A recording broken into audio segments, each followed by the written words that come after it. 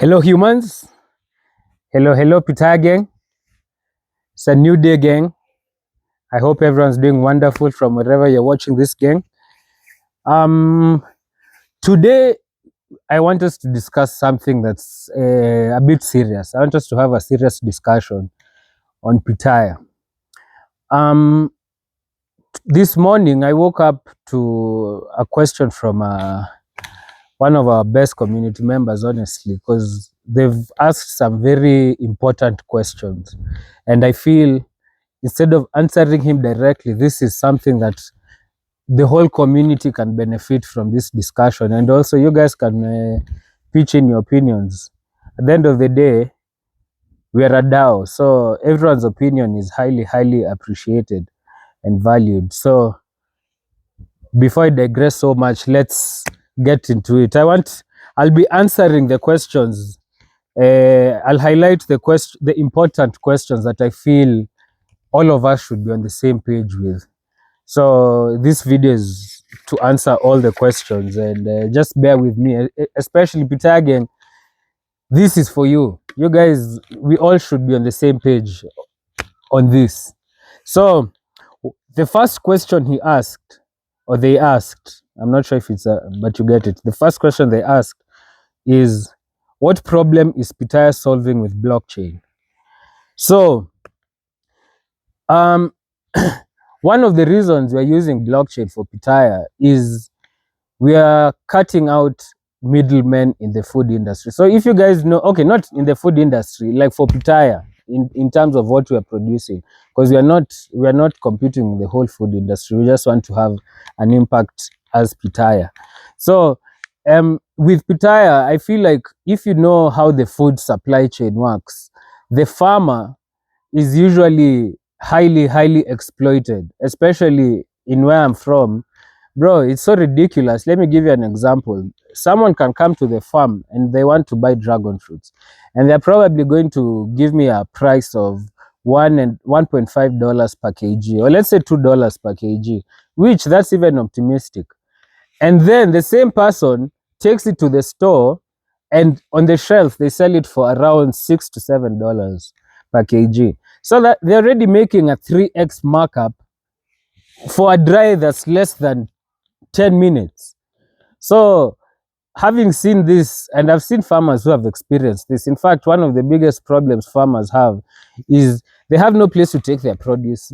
Access to market is one of the biggest problems farmers usually have, and that's why they end up relying on the middlemen who come and exploit them.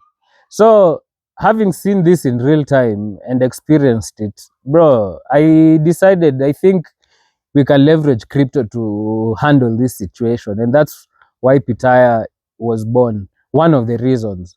So we want to tackle the middlemen, and Pitaya gives us that opportunity, because whatever we are growing is going directly to the consumer, which is our community. And you see, whatever produce the farmer has, they're not stressed about will the market take it or not, because now they're feeding someone directly. And I feel like Pitaya is making this possible, and this is something that it's a problem that farmers will highly appreciate when it's solved. And Pitaya are working towards solving it. So that's one of the reasons we're using blockchain. The other is the transparency that blockchain offers. So you see, with blockchain, you guys can tell exactly where the fruits came from. You know it's in Kenya, and where the farm is and who grew them. You have all that knowledge. But without, I feel like this technology, it's something we are leveraging on. And that access, that direct access of consumer to the producer, that relationship is what we are building on. And you see, when we do this successfully, the highest value goes to the person who put in the most work.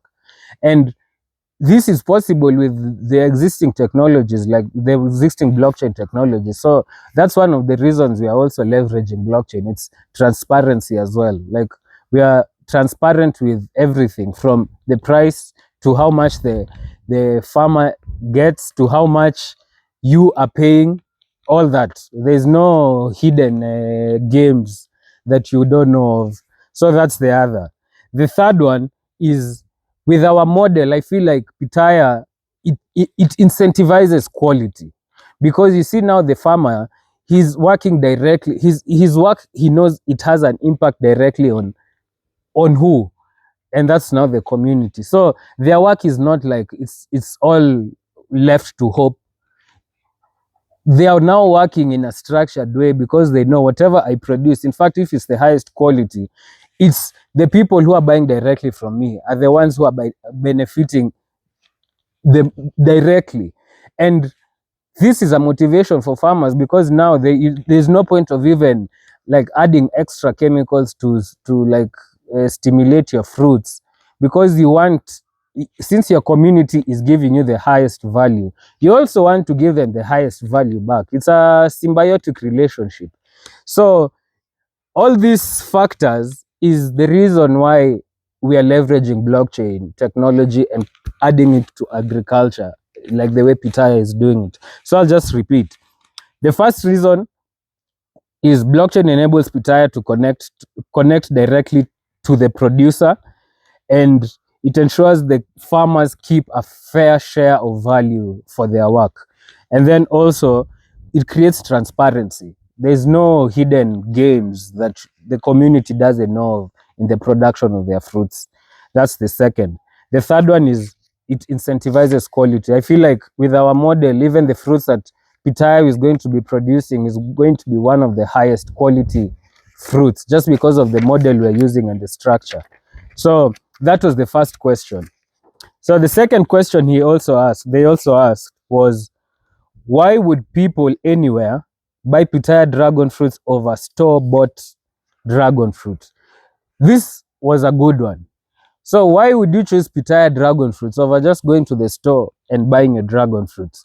And I'll answer this in three answers.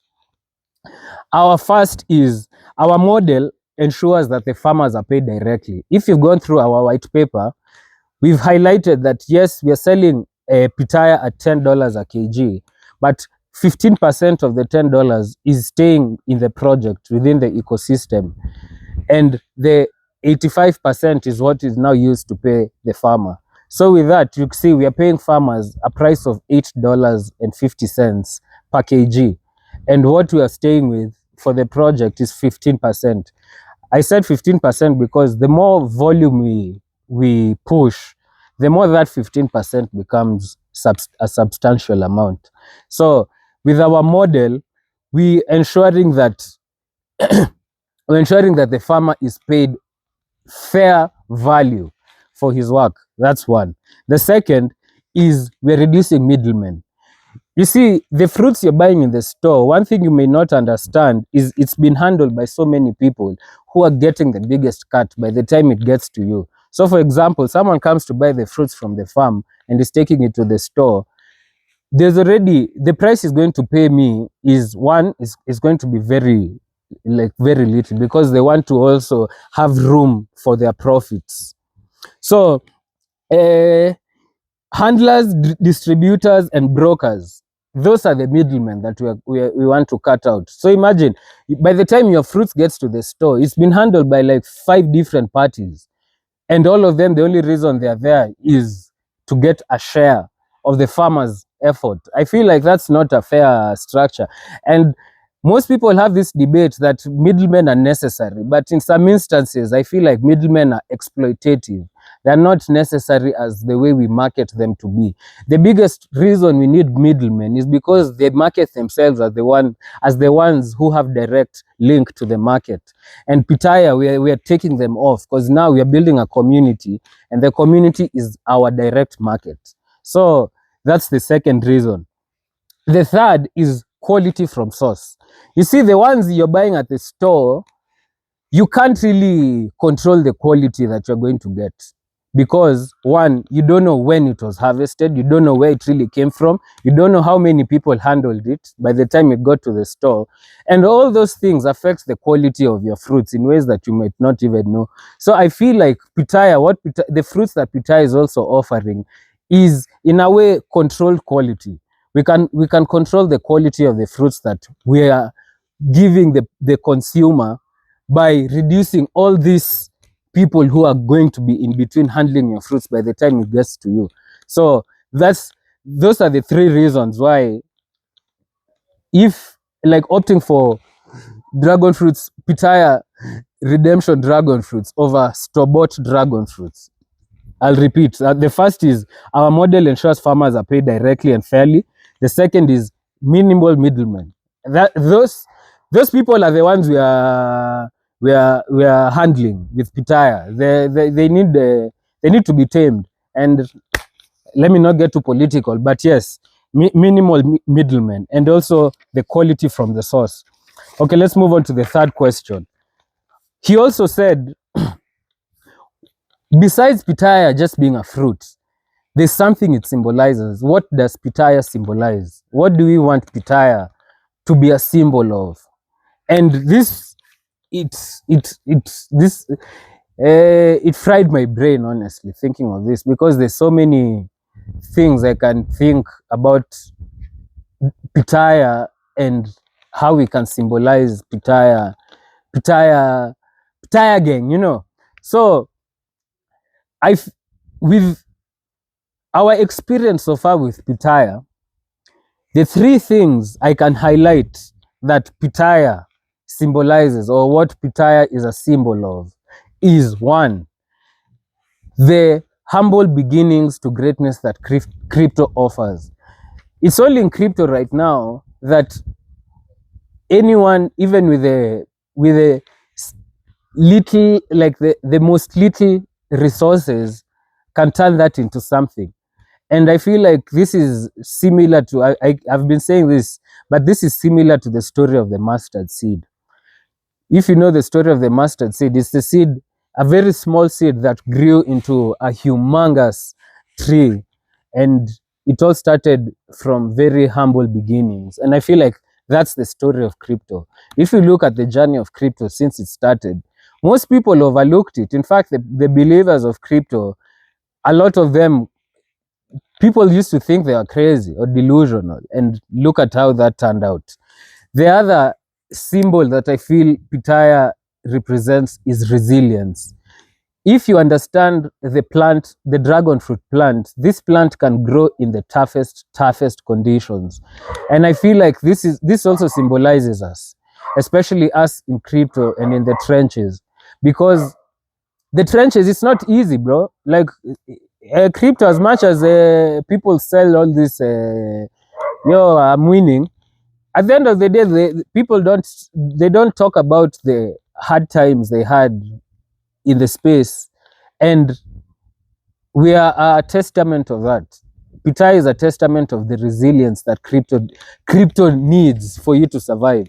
And just the same way the plant grows in the toughest conditions is the same way Pitaya is growing in the toughest conditions. Because look, we are in a market where what we are building, it requires someone who Pitaya will resonate with. And the trenches, we are dealing with a lot of gamblers and degen behavior. So even the values that we are trying to instill is something that is a work of progress to most people in the space. So we need a lot of resilience as Pitaya and Pitaya gang as we are building Pitaya. That's the second. The final one is hope, growth, and community. Pitaya, since it started from a point of hope, with our hope being the growth and success of our community.